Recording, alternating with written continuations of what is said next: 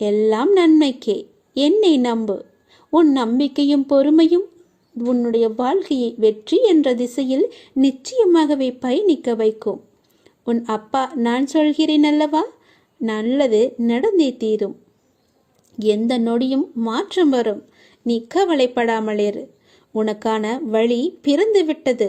உனக்கென்று மூடப்பட்ட கதவுகள் எல்லாம் இப்போது தானாக திறக்கப் போகிறது. இனி எல்லாமே சுபமாக நடக்கப் போகிறது. இது போதே உனக்கு நல்ல விஷயம் நடக்கப் போகிறது. தேவையில்லாமல் நீ உன்னை வருத்தி கொள்ளாதே. நீ உன் வாழ்க்கையில் தத்தளித்து கொண்டு இருக்கிறாய் என்பதை நான் அறிவேன். உன்னை எனது கரம் கொண்டு இறுக பிடித்து காப்பாற்றி கொண்டிருக்கிறேன். இன்னும் சில நாட்களில் அனைத்தும் மாறும். உனது எண்ணங்கள் அனைத்துமே நிறைவேறப் போகிறது. எல்லாம் தவறாக நடக்கிறதே, என்ன செய்வது என்று நினைக்காதே. நிதானமாக யோசித்து செயல்படு. அவசரப்படாமல் பொறுமையாக இரு. உன்னை விட்டு யார் விலகினாலும் அதையே நினைத்து நீ கவலைப்படாதே. எல்லாமே நன்மைக்கே என்று எடுத்துக்கொள்.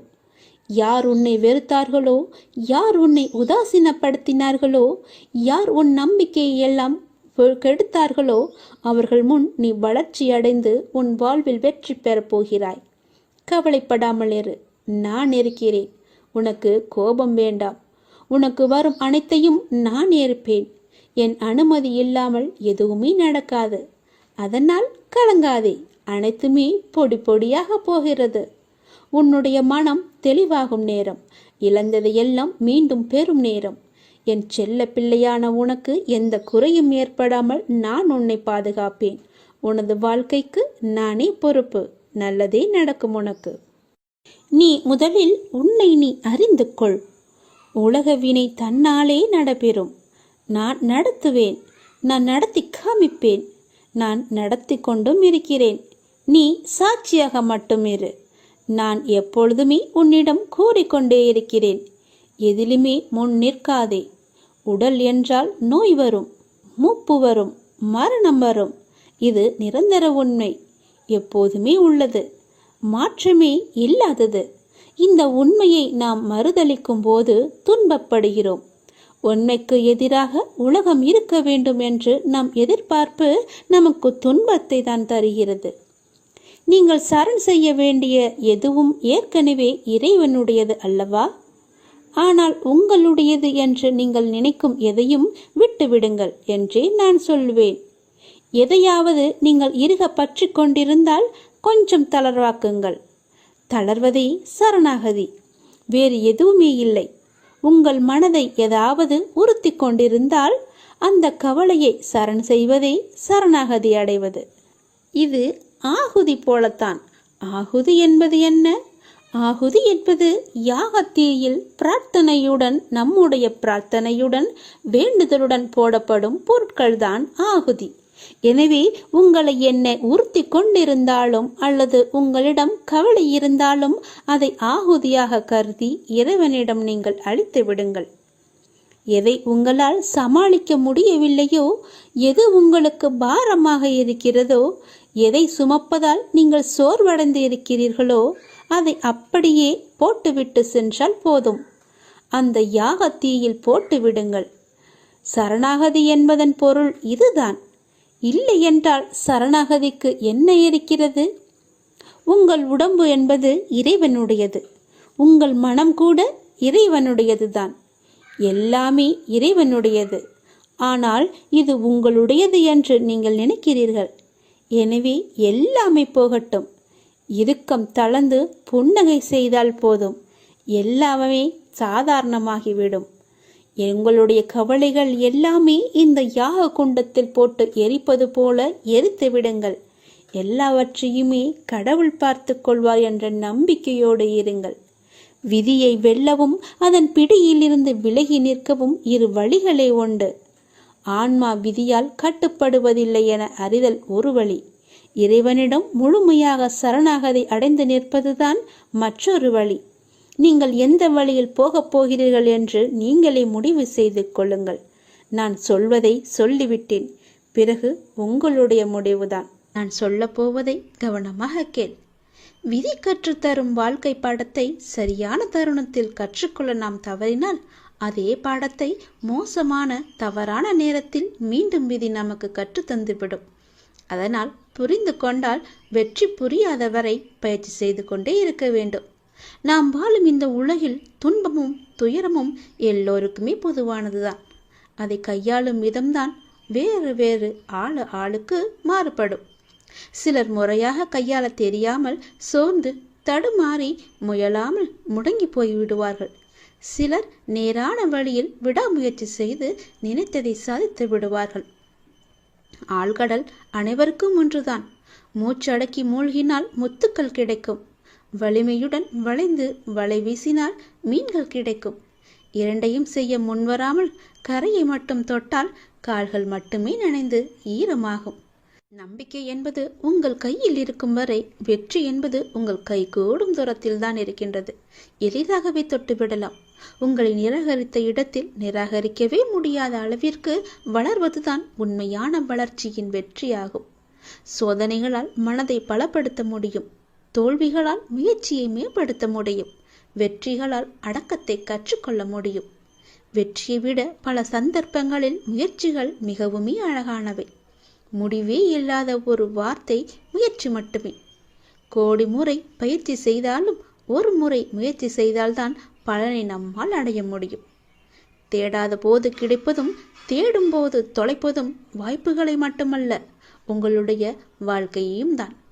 நான் சொல்வது உங்களுக்கான வாழ்க்கைக்கான பாடம். இதை நீ எடுத்துக்கொள்வதும் எடுத்துக்கொள்ளாமல் கைத்தட்டி விட்டு போவதும் உன்னுடைய மனதில்தான் இருக்கிறது. அதை நீ எடுத்துக்கொள்ளும் விதத்தில்தான் இருக்கிறது. நான் சொல்வதை ஒரு முறைக்கு இருமுறை கேட்டால் உன் வாழ்க்கை நல்லபடியாகவே அமையும். இந்த சிக்கல்களும் இல்லாமல் அதை நகர்த்தி கொண்டு செல்வதற்கான ஒரே வழிகளை தான் நான் இப்போது உனக்கு சொல்லிக் கொண்டிருக்கிறேன். தனியாக நீந்தி கரை சேர கற்றுக்கொண்டால் உங்கள் எதிர்காலத்தை நீங்கள் வளமானதாக மாற்றலாம். தொடர்ந்து செயல்பட்டு கொண்டே இருங்கள். வெற்றி கிடைக்கவில்லையே என்று ஓய்ந்து போய்விடாதீர்கள். ஓய்ந்து போய்விட்டால் உன்னால் எதுவுமே செய்ய முடியாது. முயற்சி செய்து கொண்டே இரு. கண்டிப்பாக வெற்றி கிடைத்தே தீரும். என்ன, கொஞ்சம் நாட்கள் தான் ஆகும். கவலைப்படாதே. கண்டிப்பாக அந்த வெற்றி உனக்காக மட்டுமே இருக்கிறது என்பதை நம்பி நம்பிக்கையோடு துணிச்சலாக இறங்கு. இதை நீ செயல்படுத்தினால் வாழ்க்கையில் முன்னேறலாம். இன்று உனக்கு 10 மடங்கு அதிர்ஷ்டம் உன்னை தேடி வரும்படி ஒரு நல்லதை நான் கொண்டு வந்திருக்கிறேன். தவற விட்டு விடாதே, பிறகு நீதான் வருத்தப்படுவாய். என் அன்பு குழந்தையே, உனக்குள் நேர்மறை எண்ணங்கள் குறைந்து எதிர்மறை எண்ணங்கள் நிறைந்துள்ளதால் நீ முடிவெடுக்க மற்றும் செயல்பட அச்சப்பட்டு கொண்டிருக்கின்றாய். நான் உனக்கு துணையாக இருக்கும் என்று எப்படி தைரியமாக முன்பு முன்னேறுவாயோ இப்போதும் அது போன்று நீ முன்னேறி செல்ல முயற்சி செய். பற்றிலிருந்து வெளிவந்து பற்றற்று நீ செயல்படு. அப்போது எது உனக்கு நன்மையோ அதை உனக்கு நான் கிடைக்கச் செய்கின்றேன். என் மீது உனக்கு நம்பிக்கை இருந்தால் நீ வாழ்வில் வரும் சிறு சிறு சறுக்களை கண்டு அச்சமின்றி உன்னுடைய லட்சியம் எதுவோ அதை நோக்கி நீ நடப்போட முயற்சி செய். நிச்சயம் நல்லது நடக்கும். என்னை எப்படியாவது இன்று வந்து தொட்டுவிடு. 10 மடங்கு அதிர்ஷ்டம் உன்னை தேடி வரப்போகிறது. தவற விட்டு விடாதே, பிறகு நீதான் வருத்தப்படுவாய். நான் சொல்வது புரிகிறதா? என்னை கும்பிட்டும் உனக்கு துன்பங்கள் தொடர்கிறது என்ற கவலையெல்லாம் இனி உனக்கு வேண்டாம். என்னுடைய கணக்கு வேறு. எனக்கு கணக்கு வைத்திருப்பவர் நான் அல்லவா? அப்பொழுது நீ யாரும் எட்ட முடியாத உச்சநிலையை நிச்சயம் அடைவாய். உன்னுடைய கணக்கை நான் எழுதி வைத்து விட்டேன். நன்மைகள் அவ்வப்போது இடைவெளி விட்டு நடக்கும். உனக்கு சில நாட்கள் உனக்கு நன்மையாக இருக்கவில்லை என்றும் மனதில் பாரம் குறையவில்லை என்றும் என்னிடம் முறையிட்டாய் அல்லவா? அது மாறப்போகிறது. உன் முகத்தில் புன்னகை தாண்டவமாடப் போகிறது. நீ மீண்டும் புத்துயிர் பெற்றது போல எழுந்து வரப்போகின்றாய். அடுத்தடுத்து மீண்டும் எல்லா நன்மையாகவே நடக்கப் போகின்றது. ஆனாலும் நீ என் நாமத்தை கூறி ஜெபம் செய்து கொண்டே இரு. இடைவிடாது தொடர்ந்து கொண்டே இரு. அது உன்னுடைய நன்மையான நாட்களை அதிகரிக்கச் செய்யும். உன்னுடைய துக்க நாட்களை குறைக்கச் செய்யும். நான் சொல்வது புரிகிறதா? எல்லா நன்மைகளுமே உன்னை தேடி வந்து கொண்டே இருக்கிறது. எதை பற்றியும் இனி கவலைப்பட வேண்டிய அவசியமில்லை. நீயோ ஒரு குழப்பத்திலிருந்து உன்னுடைய மனமானது வெளிவருகின்றது. மீண்டும் வேறொரு குழப்பத்தில் சென்று மாட்டிக்கொள்கிறது. இது எதனால் என்று யோசித்து பார்த்தாயா? இது எல்லாமே நீதான் காரணம். வாழ்க்கையில் நிகழ்வுகள் தொடர் சங்கிலியாக நிகழ்ந்து கொண்டே இருக்கும். என்னை நம்பி இருக்கும் உன்னை ஒவ்வொரு பிரச்சனைகளிலிருந்தும் நான் அடுத்தடுத்து விடுவித்துக் கொண்டுதான் வருகின்றேன். ஆனால் நீதான் அதை உள்மனதாக ஏற்றுக்கொள்ள முடியாமல் தவித்துக் கொண்டிருக்கின்றாய். இன்னும் என் பிரச்சனை முடியவில்லை என்ற கோணத்திலேயே நீ என்னை பார்த்து கொண்டிருக்கின்றாய். உன் மனம் ஒன்றிலிருந்து மற்றொன்றை கண்டு குழம்பி தவித்து போகின்றது. இதுவும் சரியாகும். விரைவாகவே எல்லாமே சரியாகும். நான் உனக்கு துணை இருக்கிறேன். கவலைப்படாதே. எல்லாம் நல்லதாக நடக்க நான் உனக்கு ஆசிகள் வழங்குகின்றேன். இன்று என்னை எப்படியாவது வந்து பார்த்துவிடு அல்லது தொட்டுவிடு. 10 மடங்கு அதிர்ஷ்டம் உன்னை தேடி வந்து கொண்டிருக்கிறது. தவறவிட்டு பிறகு வருத்த பார்ப்பு இல்லாது ஆத்மார்த்தமான அன்பினால் இறையை தொழும்போது அந்த இறைவன் உங்களுக்கு எளிதாகவே காட்சி தருவார். அன்பு ஒன்றுதான் இந்த உலகத்தில் நிரந்தரமாக இருக்க வேண்டும். இந்த உலகை ஆளக்கூடிய ஒற்றை சொல் அன்பு. அன்பால் மாற்ற முடியாதது என்று இந்த உலகத்தில் எதுவுமே இல்லை. அன்பு என்ற ஒன்று உங்களிடம் அதிகமாக இருந்தால் உங்களுக்குள் கடவுள் தன்னை உருவேற்றி தானாகவே அதில் வந்து அமர்ந்து விடுவார். ஒரு நாளில் எதை பற்றி நீங்கள் அதிகமாக சிந்தித்துக் கொண்டு இருக்கின்றீர்களோ நீங்கள் அதுவாகவே மாறிவிடுவீர்கள். முடிந்தவரை கோபம், பொறாமை, வெறுப்பு போன்ற எண்ணங்களை விடுத்து அன்பால் நிரம்பி நல்ல எண்ணங்களை மனதால் நீங்கள் சிந்தியுங்கள். நாம் அளிக்கும் அன்பை மீண்டும் எதிர்பார்க்கும் பொழுதுதான் நாம் ஏமாற்றம் அடைகின்றோம். எந்த எதிர்பார்ப்புமின்றி நீங்கள் அன்பு செலுத்துங்கள். எந்த நிபந்தனைகளும் இன்றி எதிர்பார்ப்புகளும் இன்றி எல்லோரிடமும் அன்பை அளியுங்கள். அப்பொழுது உங்கள் உலகமே உங்களுக்கு புதிதாக தோன்றும். குறிப்பாக பார்த்தால் உங்களை நீங்களே அளவற்ற அன்பு செய்யுங்கள். உங்களை நீங்களே அன்பு செய்தால் தேவையற்ற எண்ணங்களை உங்கள் மனதிற்குள் திணித்து உங்களை நீங்களே கஷ்டப்படுத்திக் கொள்ள மாட்டீர்கள். உங்களுடைய ஆரோக்கியத்தை கெடுத்துக் கொள்ளவும் மாட்டீர்கள். உங்கள் ஆரோக்கியம்தானே உங்களுக்கு நல்லது. அன்பு குறையும் பொழுதுதான் குற்றங்கள் பெரிதாக பார்க்கப்படும். குடும்பத்தில், தொழிலில், நண்பர்களுடன், தெரிந்தவர், தெரியாதவர், விலங்குகள், பறவைகள், தாவரங்கள், பஞ்சபூதங்கள் இவை எல்லாவற்றுக்கும் அடிப்படையான இறைவன் என்று அனைவரிடமும் அன்புடன் நாம் இருப்போம். பல மடங்காக மீண்டும் அன்பை நாம் பெறுவோம். அன்புதான் உங்கள் பலவீனம் என்றால் நீங்கள் தான் உலகிலேயே மிக பெரிய பலசாலி. அதை நீங்கள் புரிந்து கொள்ளுங்கள். வெறுப்பது யாராக இருந்தாலும் நீங்கள் அனைவரையும் நேசித்து நாமாக வாழ்ந்து வருவோமே. நேசிப்பது நாம் தான் என்று சந்தோஷமாக வாழ்ந்து வருவோமே. உங்கள் வாழ்க்கையை நீங்கள் அன்பால் நிரப்பி பாருங்கள். உங்கள் வாழ்க்கையில் எவ்வளவு சந்தோஷமான பூக்களை சந்தோஷமாகவே பறிப்பீர்கள் என்று. உங்கள் வீடு, உங்கள் தோட்டம், உங்கள் இல்லம், உங்கள் சுற்றியுள்ள அனைத்துமே சந்தோஷத்தால் நிரம்பி வழியும். அதனால் யாரிடமும் அன்பு செலுத்த நாம் தவற வேண்டாம், மறக்கவும் வேண்டாம். உங்கள் மனதில் எதையோ நினைத்து கவலைப்பட்டு கொண்டிருக்கவும் வேண்டாம். இதை பற்றியும் நீங்கள் கவலையும் படாதீர்கள். என்னை நினைத்து உங்கள் வீட்டில் ஒரே ஒரு விளக்கு ஏற்று. உன்னுடைய மனநிலையை நான் மாற்றி காமிக்கின்றேன். உன் மனம் முழுவதும் நானே வந்து அமர்ந்து அந்த இடத்தில் அன்பை பொழிய வைக்கின்றேன். அன்பு பொழிந்து விட்டால் போதும், உன் இல்லமும் மனமும் சந்தோஷத்தில் பூத்து குலுங்கும். எனக்காக ஒரே ஒரு நாளாவது உன் வீட்டில் விளக்கு ஏற்றுவை. உன் மனநிலை மாறி சந்தோஷமாக இருப்பதை நீயே பார்ப்பாய். உனக்கு நிம்மதி இருக்கும். மனம் தளராது. நீ உயரமாக வளர்ந்து ஜோதியை போல ஜொலிக்கப் போகிறாய். சந்தோஷமாக இரு. என் அன்பு குழந்தையே, நான் என் மீது உனக்கு சத்தியம் செய்து தருகிறேன். இந்த சத்தியமானது என் மீதானது அல்லவா? கண்டிப்பாகவே இந்த சத்தியம் உனக்கு பலிக்கும். நிச்சயம் நடக்கும். இது கேட்டு முடித்த 10வது நிமிடத்திலேயே நடக்கும். மிக பெரிய அதிர்ஷ்டம் உன் வீடு தேடி வரும். நீயே எனக்கு நன்றி சொல்ல போகின்றாய். சந்தோஷமாக அதை அனுபவிக்க இந்த நொடி முதலே நீ அனுபவித்துக் கொள்ள எல்லாவற்றையும் நீ தயாராக வைத்துக்கொள். இது என் மீது சத்தியம். உன்னுடைய குறைகளை எல்லாம் தீர்த்து வைக்கவே நான் இருக்கின்றேன். நீ கலங்காதே. நீ மனமுடைந்து சிந்தும் கண்ணீர் துளிகளுக்கு மதிப்பு அதிகம். அதை இரக்கம் இல்லாத மனிதர்களிடம் நீ காட்டாதே. உனக்காகவே என் மனவாசல் என்றுமே திறந்து இருக்கின்றது. என்னுடன் உன் சுக துக்கங்களை நீ பகிர்ந்து கொள். என்னுடன் பேசும் பழக்கத்தை நீ ஏற்படுத்திக் கொள். உனக்கு இனி ஒவ்வொன்றாகவே நல்லது தொடங்க போகிறது.